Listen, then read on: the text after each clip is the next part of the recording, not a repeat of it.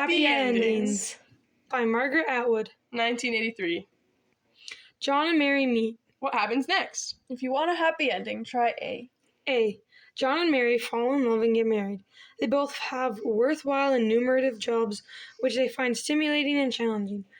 They buy a charming house. Real estate values go up. Eventually, when they can afford to live and help, they have 2 children to whom they are devoted.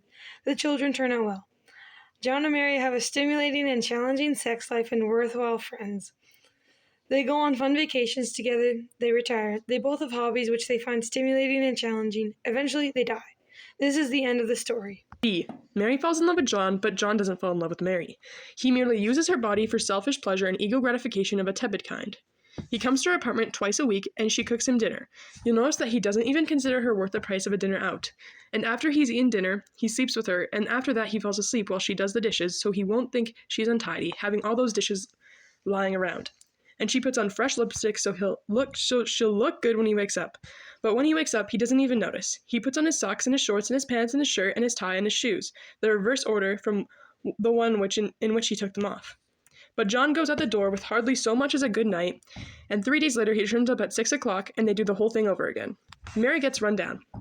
Crying is bad for your face, everyone knows that. And so does Mary, but she can't stop. People at work notice. Her friends tell her that John is a rat, a pig, a dog, and he isn't good enough for her. But she can't believe it. Inside John, she thinks, is another John, who is much nicer. This other John will emerge like a butterfly from a cocoon, a jack from a box, a pit from a prune. If the first John is only squeezed enough. One evening, John complains about the food. He has never complained about her food before. Mary is hurt. Her friends tell her that they've seen him in a restaurant with another woman, whose name is Madge. It's not even Madge that finally gets to Mary. It's the restaurant.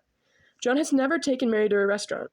Mary collects all the sleeping pills and aspirin she can find and takes them and half a bottle of sherry. You can see what kind of woman she is by the fact that it's not even whiskey. She leaves a note for John. She hopes he'll discover her and get her to the hospital in time to repent, and then they can get married. But this fails to happen and she dies. John marries Madge, and everything continues as an A. C. John, who is an older man, falls in love with Mary, and Mary, who is only 22, feels sorry for him because he's worried about his hair falling out. She sleeps with him even though she's not in love with him. She met him at work. She's in love with someone else called James, who is 22 also and not ready yet to settle down. John, on the contrary, settled down long ago. This is what is bothering him. John has a steady, respectable job and is getting ahead in his field. But Mary isn't impressed by him. She's impressed by James, who has a motorcycle and a fabulous record collection. But James is often away on his motorcycle, being free. Freedom isn't the same for girls. So in the meantime, Mary spends Thursday evenings with John. Thursdays are the only days John can get away. John is married to a woman called Madge, and they have 2 children, a charming house which they bought just before the real estate values went up, and hobbies which they find stimulating and challenging when they have the time. John tells Mary how important she is to him, but of course he can't leave his wife because a commitment is a commitment. He goes on about this more than is necessary, and Mary finds it boring. But older men keep it together longer, so on the whole, she has a fairly good time. One day, James breezes in on his motorcycle with some top-grade California hybrid, and James and Mary get higher than you'd believe possible, and they climb into bed. Everything becomes very underwater, but along comes John, who has a key to Mary's apartment.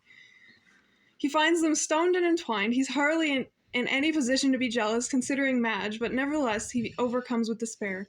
Finally, he's middle-aged. In 2 years, he'll be as bald as an egg, and he can't stand. He purchases a handgun, saying he needs it for target practice. This is a thin part of the plot, but we can deal with it later, and shoots 2 of them and himself. Madge, after a suitable period of mourning, marries an understanding man called Fred, and everything continues as an A, but under different names. D. Fred and Madge have no problems. They get along exceptionally well and are good at working out any little difficulties that may arise. But their charming house is by the seashore, and one day a great tidal wave approaches. Real estate values go down. The rest of the story is about what caused the tidal wave and how they escape from it. They do, though thousands drown. But Fred and Madge are virtuous and grateful, and continues as an A. E. Yes, but Fred has a bad heart. The rest of the story is about how kind and understanding they both are until Fred dies. Then Madge devotes herself to charity work until the end of A. If you like, it can be Madge, Cancer, Guilty and Confused, and Bird Watching.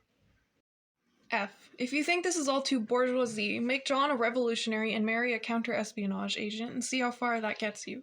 Remember, this is Canada. You'll still end up with A, though in between you may get a lustful brawling saga of passionate involvement, a chronicle of our times, sort of. You'll have to face it, the endings are the same however you slice it. Don't be deluded by any other endings, they're all fake, either deliberately fake with malicious intent to deceive, or just motivated by excessive optimism, if not by downright sentimentality.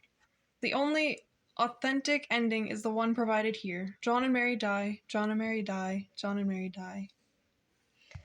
So much for endings. Beginnings are always more fun. True connoisseurs, however, are known to favor the stretch in between, since it's the hardest to do anything with. That's about all that can be said for plots, which anyway are just one thing after another. A what, and a what, and a what. Now try how and why.